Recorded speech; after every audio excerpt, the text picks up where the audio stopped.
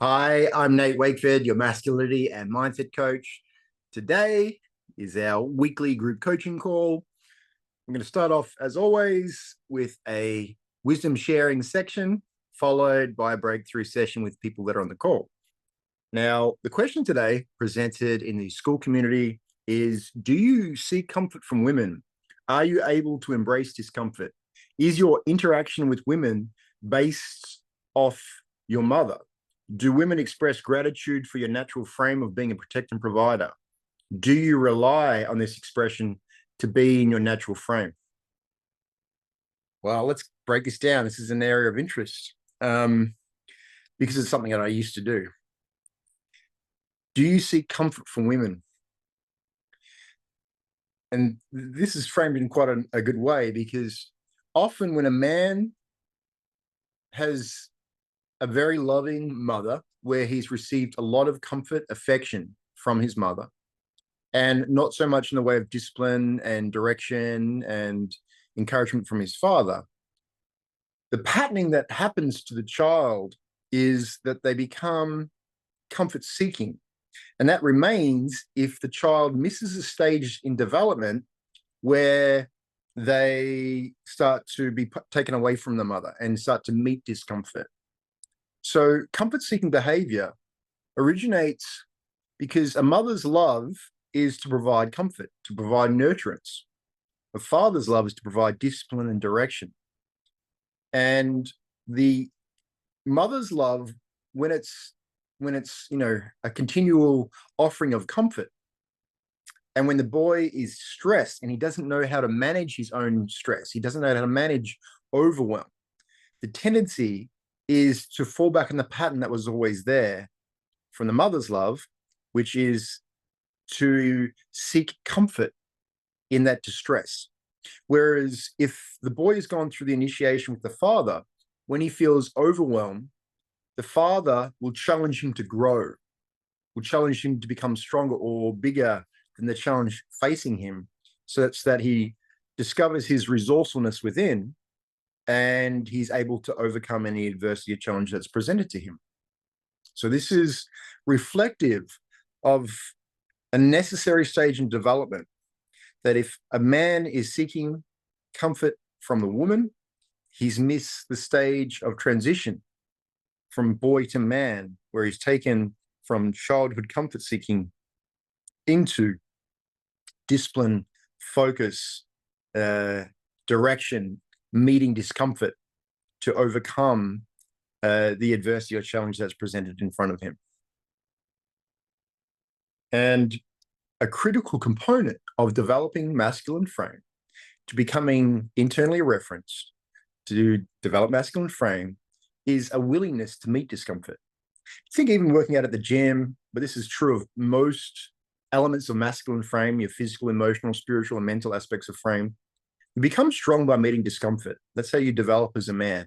If you're at the gym, when you're working out, it's that resistance training, it's leaning into discomfort that makes you stronger. Similarly, emotionally, when you're able to sit in emotional intensity and be non-reactive, it builds your ability to face the intensities of emotion from a centered, embodied place. Mentally, the same. When there's distractions, when there's intense stress, and you're able to bring yourself to calm centeredness, it's through those stresses that you develop your ability, and your ability to remain calm and centered reflects just how strong you are in your mental frame.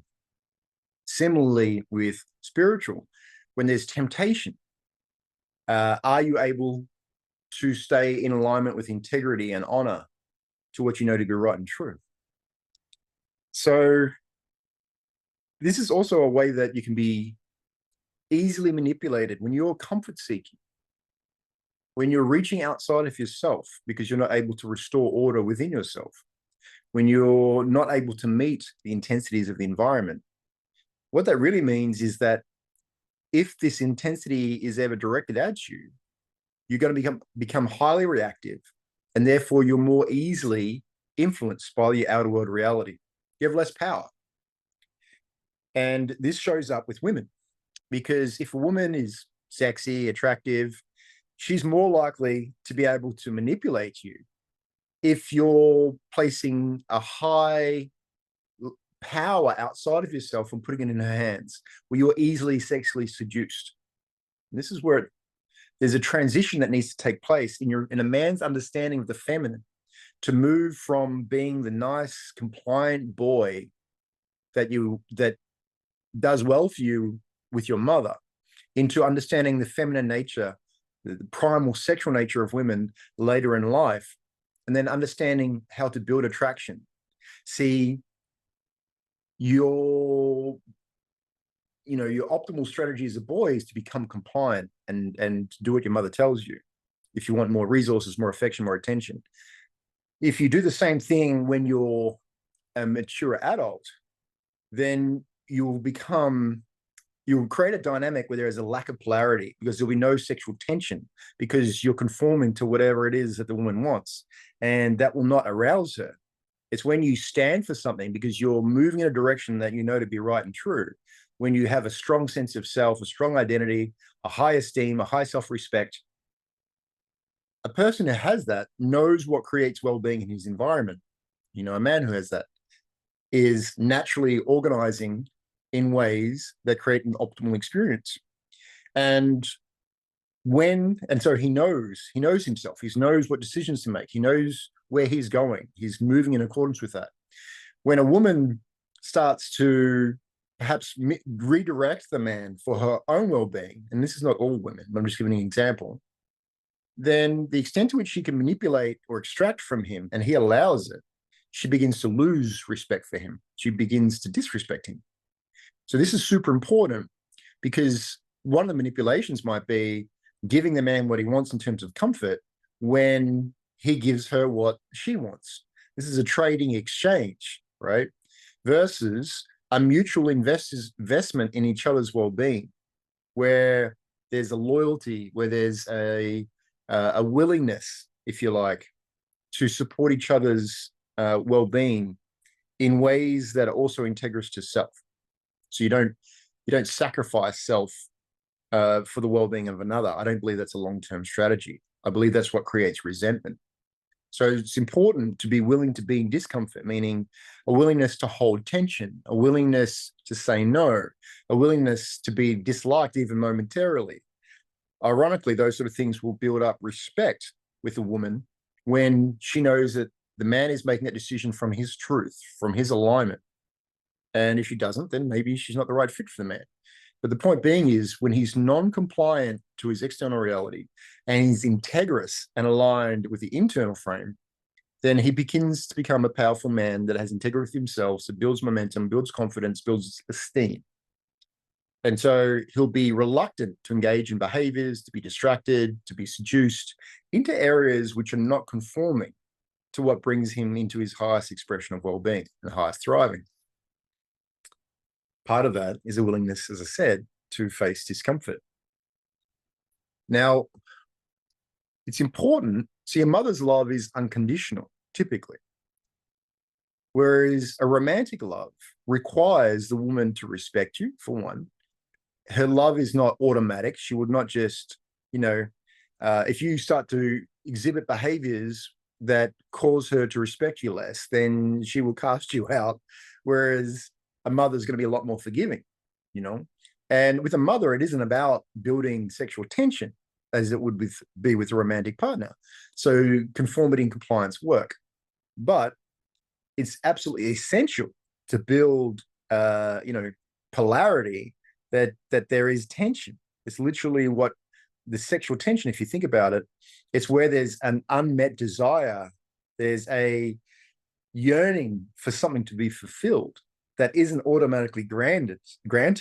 It's something that is perhaps given when there's honor, when there's respect, when there's a appreciation of that person, not just an automatic conformity, even when the person is misbehaving. That's a classic mistake, is when a woman misbehaves and pulls away, a man chases after her.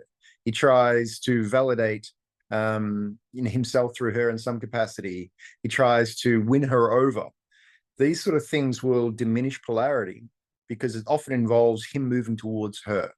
Whereas if a man's true to his path and purpose, he stands strong and in alignment, and the feminine typically begins to be magnetized towards that man. If a man's constantly moving towards the feminine, then you'll find that there'll be a diminished polarity. It's like two planets crashing into each other versus the man being on his purpose and the woman feeling attention and attraction towards the man as he moves in alignment. And they both benefit because when a man is in his power, when a man is in his alignment, when he's in his truth, his integrity, when he's in his power, a healthy masculinity will ensure that everyone around him is taken care of. He, from his place of abundance, overflows into the people who are in alignment with him. So what I've also come to understand is when you don't seek from the feminine, when you know you have something to offer, when you know your value, when you naturally bring harmony, order, well-being to your environments and the people around you, women start to relate to you differently. They'll start to see that you hold status. They'll start to see the way men relate to you and respect you. They'll start to see that other women are also attracted to you. And because once you're full and complete within yourself, you have this wholeness, there's a magnetism that you create and there's no leaks. You're not constantly seeking validation, approval, acceptance from people who are external, and people can feel that. And that's attractive, that's magnetic, because part of this journey of self-realization and self-awareness is to recognize our own wholeness. And when you emanate and radiate your completion, your wholeness, and your fullness, and your well-being, your non-neediness, that is tremendously attractive because you've discovered that you can cultivate that within yourself. This is also why it's often important for a man to spend some time working on himself, you know, instead of constantly chasing the feminine and approval. This idea of constantly chasing, I believe, is an inversion. I believe a man should engage when he really desires something, but if he's in a perpetual chasing, it shows that he's trying to compensate from some inadequacy or lack within himself. Whereas if he's just on his path, his purpose, his mission, he's building himself up into a high value man, he's building up his ability to protect, provide, lead, then by default, he becomes a high value man that women will be attracted to. And he'll start to have many, many dating options. Whereas if you're a low value man, a man who hasn't built himself up physically, emotionally, spiritually, mentally, who can't protect, provide, and lead, and you're trying to engage women from a place of insecurity and lack, a desire for validation, approval, acknowledgement, and love, you're approaching a woman with a low value standing. You're likely to experience more rejection. You're likely to take hits to your ego and your confidence, and it's actually a destructive path. So this is why I'm thinking it's always, whether you've had a relationship that broke down, whether you're single and wanting to meet a lady, start by focusing yourself. Start by building yourself into a strong man, and that includes meeting discomfort physically, emotionally, spiritually, mentally, to make yourself stronger in those areas. And this reliance, the idea is that once you have your alignment, once you have your trajectory towards a heightened path, a woman can be tremendously amplifying to you in that regard.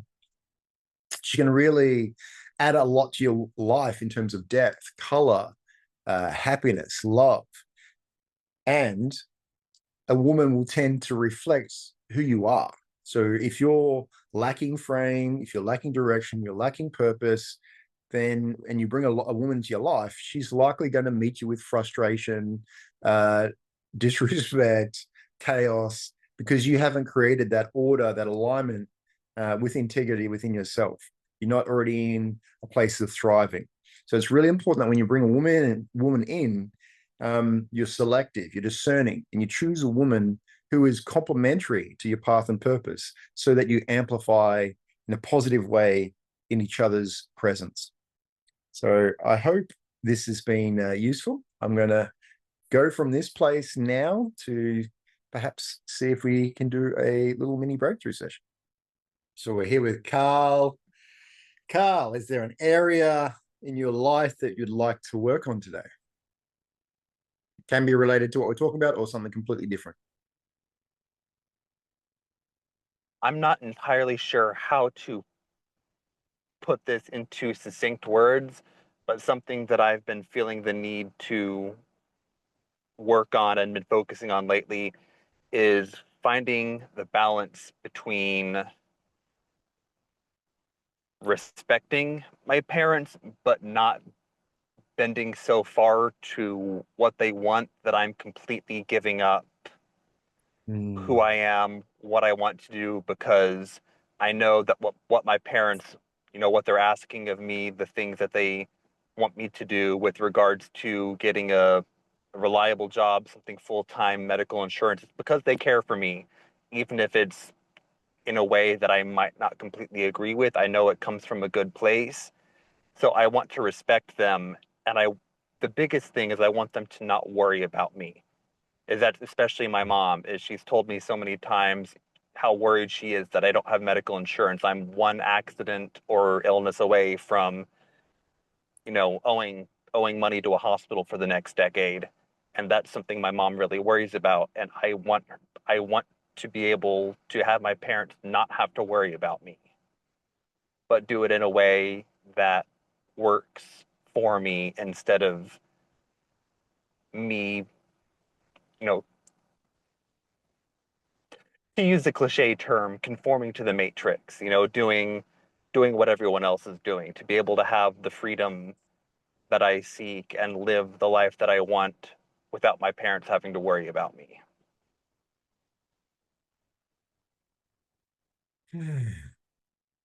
Wow, it's a good little topic. Something that's also quite dear to my heart.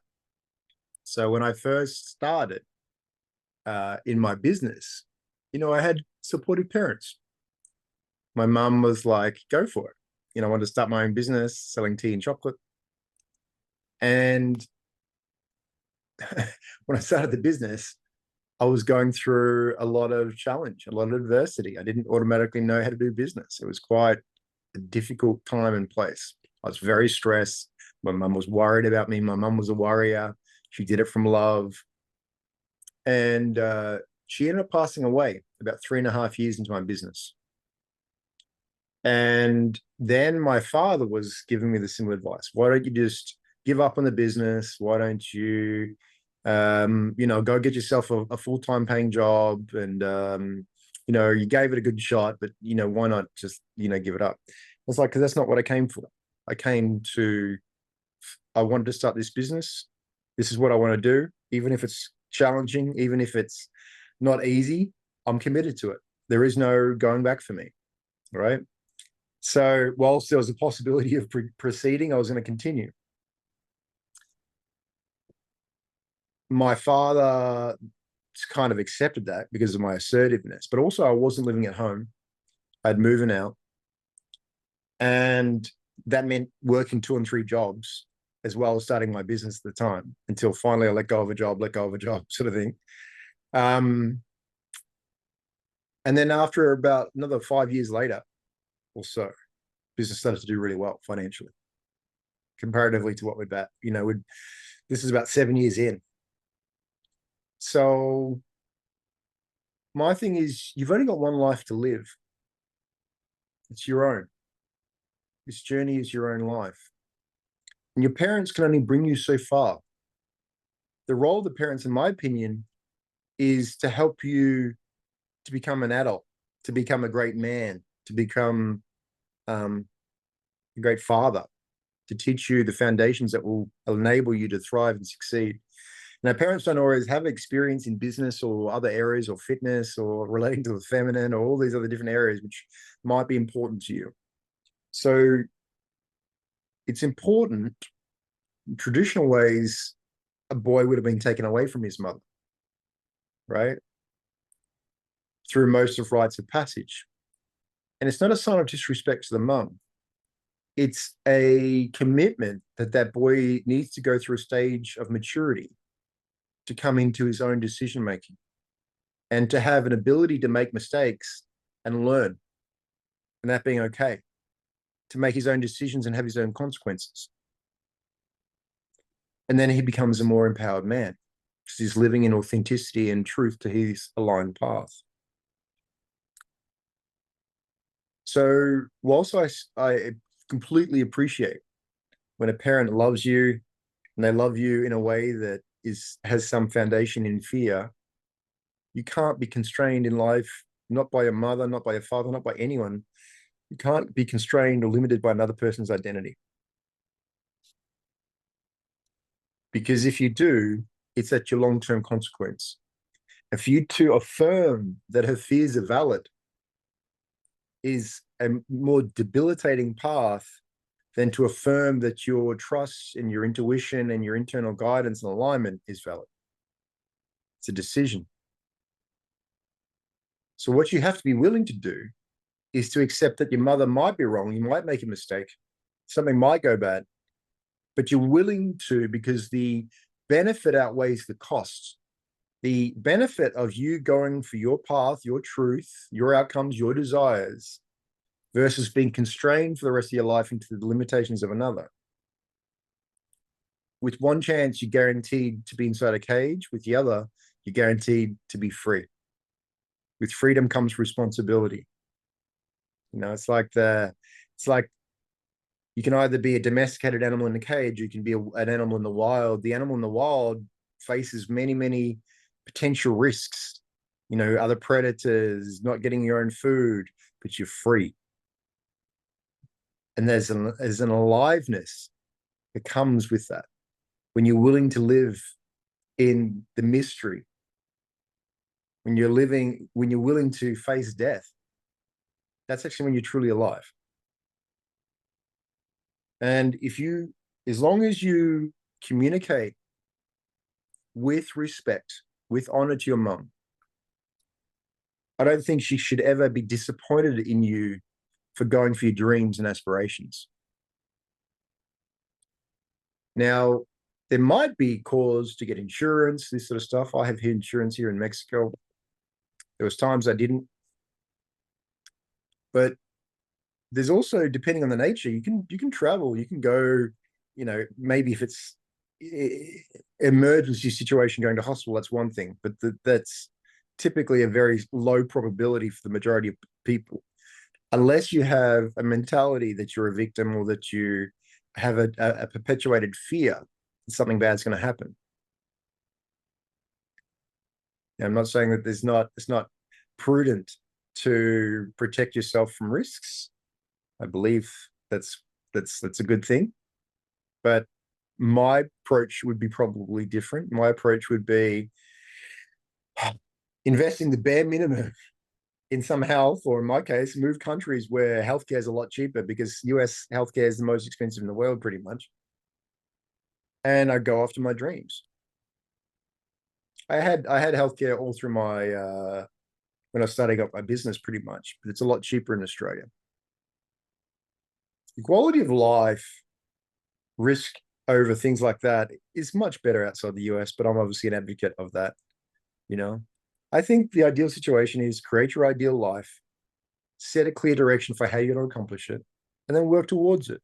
Include acquisition of health insurance, those sort of things. But a lot of people now are living abroad, whether it's in Asia, South America, Central America, Dubai, those sort of places, because you're surrounded by people who are aspirational to wanting to create wealth. There's significant tax advantages, because most people, you know, when you're in the US, you're paying state tax as well as federal tax. And so there's actually a handicap. It's worthwhile getting some experience. This is my opinion. It's worthwhile getting some experience abroad, and it's worthwhile working on yourself around people where the standard being set is much higher than your home turf. So, for instance, where I grew up was in a very small country town of just a couple of hundred people. If I had monitored my level of success and my ambition by the people around me, I would have not gotten anywhere. I'd still be on a farm somewhere, maybe, you know, maybe taking up a trade, but that was never going to be my path. I always wanted to do something significant. I was a big fish in a small bowl, and I couldn't wait to get out of that small mindedness and small term thinking. So my thing would be, decide your path, be respectful and honorable, but just go for what you know to be right and true in yourself, because you can never go wrong. You can always come back to the family home, if you've been honorable and integrous. But you'll gain experience, you'll gain wisdom, you'll gain confidence by stepping into the unknown. That's literally how, when you're willing to do something that most people aren't, it's literally how you, one, either learn lessons, and it's not always easy, but typically it's in that adversity and challenge that you actually become strong and become resourceful. You're pushing yourself to situations where most people can't. Your parents will have fear initially, but then it'll resolve once they start to see that the gamble that you've taken on yourself, and with the support of mentorship and guidance, you pull through, you become successful. And then they're going to start to change your opinion. They're going to be like, wow, congratulations, you've done well. Because you were willing to do something that they were unwilling to do. You take a risk. Now, in life, like I said, I do think there's more wealth you create, the more that you become risk adverse. But when you're younger in life, go for it. Like, just go for it. You've got time to make mistakes. You got time to take, to take a financial hit and recover. You haven't got family, you haven't got dependents. There's so many things stacked in your favor to just go for it. And my experience has been parents go from fear to pride when you come through. Now there were times when my mum was alive in those first 3 years. She saw how stressed I was. She saw how overwhelmed I was. She was worried for me, but she was still there. I'd be going to the park and sitting under a tree, and she goes, "I know you only go to the park and sit under a tree when you're really stressed. What's going on?" And I'm like, "I'll call you once I'm done." And sometimes I'd be like, I'm nothing I'm doing is working right now. I'm really scared, I don't know what's going on. And she would just listen, and she'd offer she'd say, "I believe in you." So I think what you can also do is invite the way that you want your mum, for instance, to interact with you.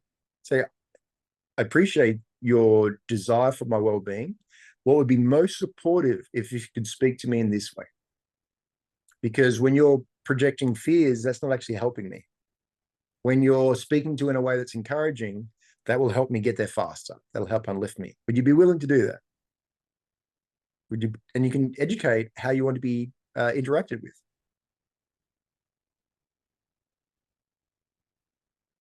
Same goes with your father, or whoever else might be your friends. Start to, because there is a impact of people around you when they're speaking constructively, complementary to your path, your purpose, and in a line way with your vision. You'll get there faster. It's a complementary energy, a constructive energy for the trajectory that you're on. So that would be my recommendations: is walk your path, walk your truth. You're not living this life for anyone else. And if anything, and I don't mean in any way to diminish or be derogatory to the relationship you have with your mother, but if in anything, it's symbolic that she still has say over your life in some capacity, which means you haven't gone through the developmental stage, which has you living your own path and purpose, meeting the discomforts of your life.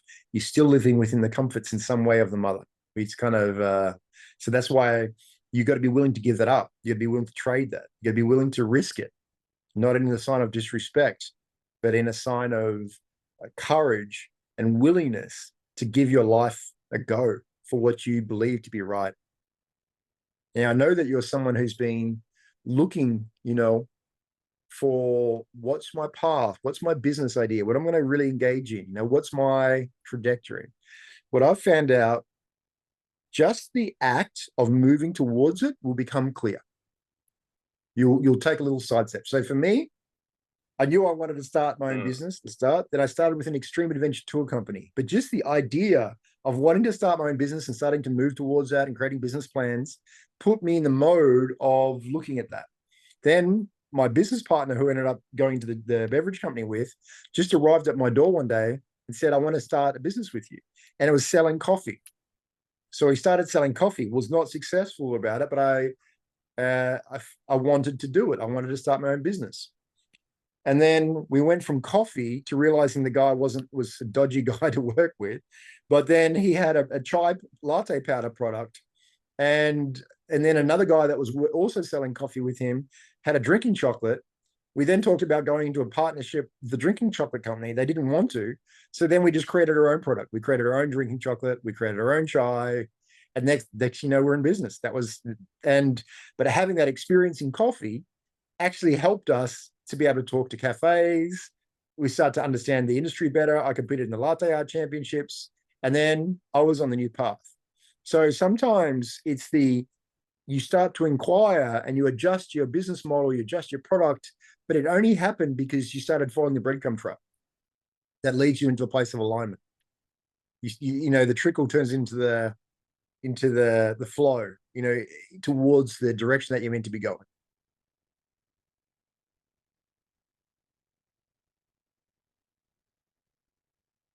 That makes a lot of sense. I Yeah, really appreciate that insight.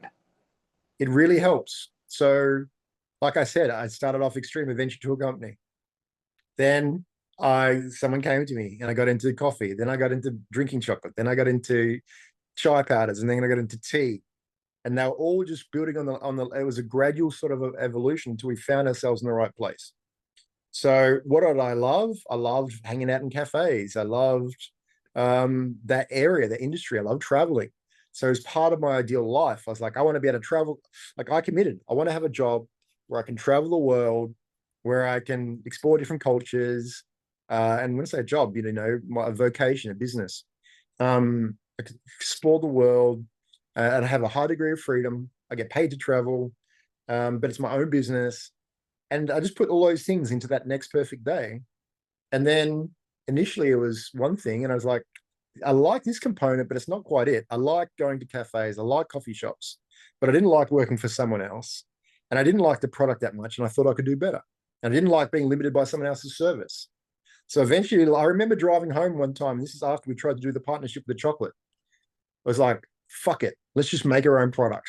So I reached out to every cocoa importer in Australia, basically.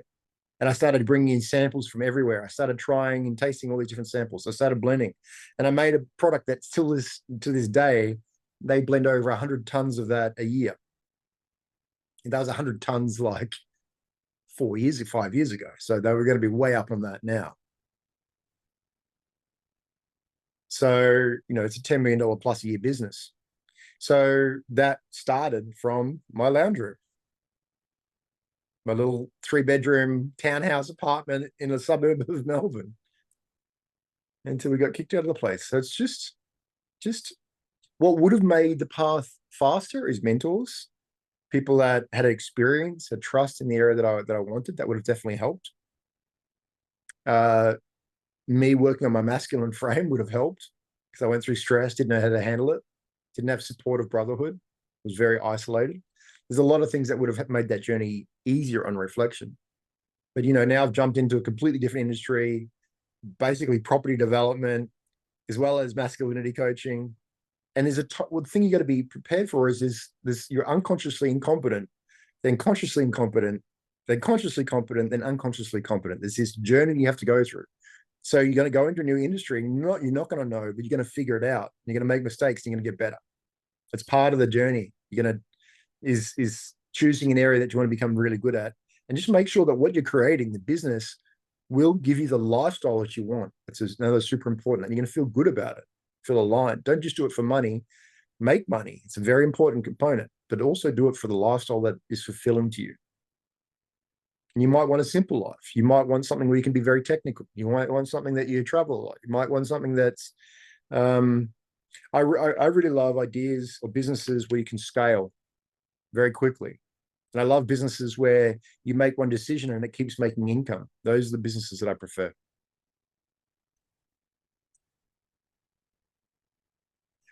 That was part of the reason why. Absolutely. This is a really continue. That was another reason why I chose the area, because you make one sale to a cafe, as long as you listen to them and service them, they're going to buy every week. And then you put in another product and then another product, and then there is still stuff you got to figure out.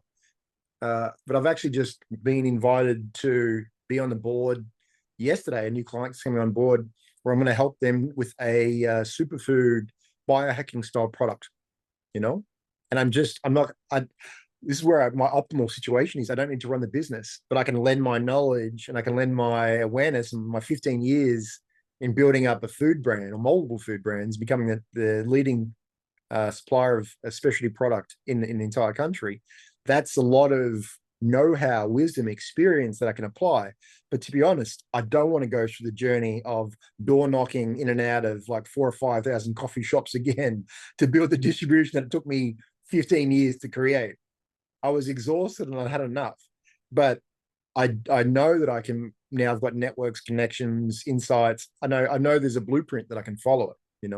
If I wanted to launch another product, if I wanted to do something. So yeah, it's another, and also for me now, doing that in a way which isn't going to consume too much of my time because I'm very focused on building my sovereignty. Building the sovereign state, of which business and products like that will be part of it at some stage, but not with me running the businesses. So the critical thing for me is I don't want to run businesses anymore. I want to just offer my leverage that I can give businesses. So find out what you want to do. What's your little bit that you go, I could do that for 10 years. Because if you're going to become really successful, you pretty much want to be able to do it for more than 5 years minimum.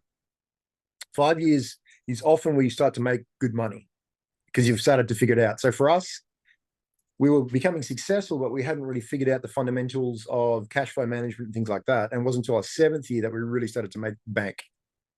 So my recommendation is choose something that you love, an area that you love, and do it for keep building. Just choose an area that you're happy to devote to.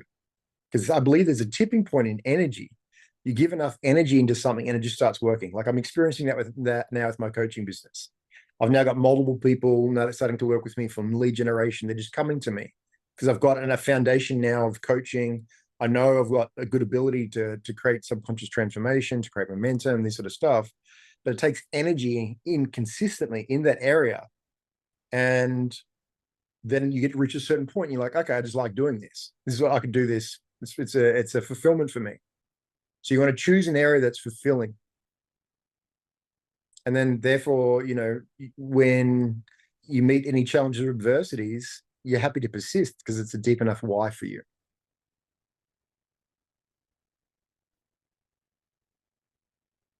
And your parents are going to be a lot more proud, have a lot less fear when you grow, become a man that you're proud of.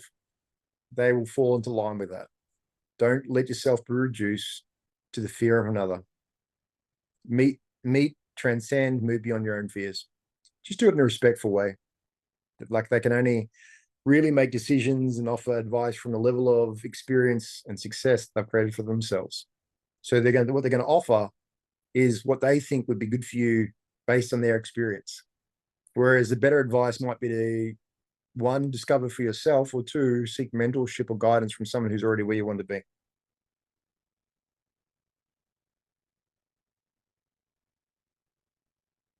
Well, I hope that was useful. Thank you, my brother. Thanks for being part of it. I'm going to stop recording now. That was a good little call. Thank you so much for watching. For anyone else who might be following this, look forward to seeing you in the next one.